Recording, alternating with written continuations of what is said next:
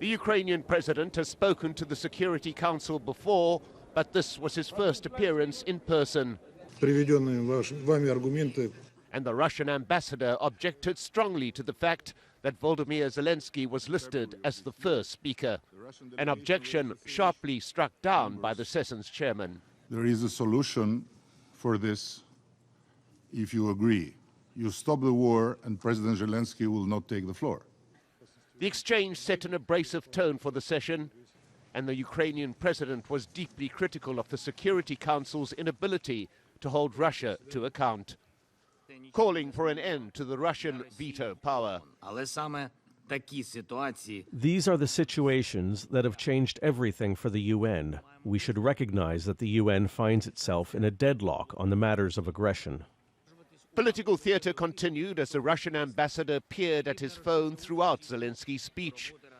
Then, after the Ukrainian president left, the Russian foreign minister arrived, and it was the turn of the Ukrainian delegation to gaze at their phones during his speech.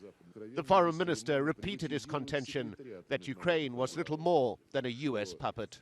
I would like to remind the distinguished Secretary of State that President Zelenskyy signed a decree prohibiting the conduct of negotiations with the government of Vladimir Putin. If the US is so interested in them, I don't think it would be very difficult to give the command for the decree of Zelenskyy to be lifted.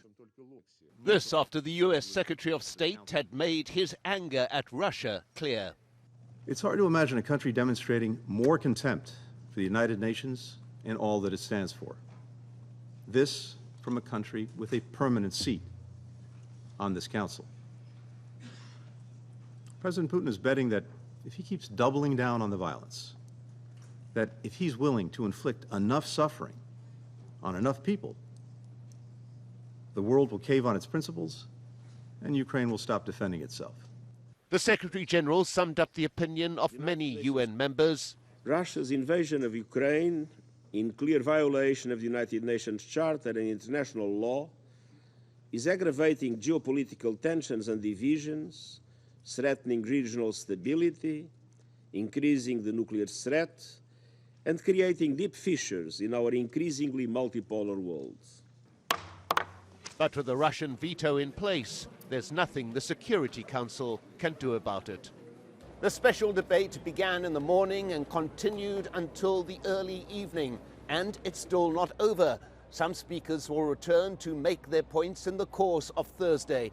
But this is just an indication of how the situation in Ukraine has utterly dominated this United Nations General Assembly. Mike Hanna, Al Jazeera at the United Nations.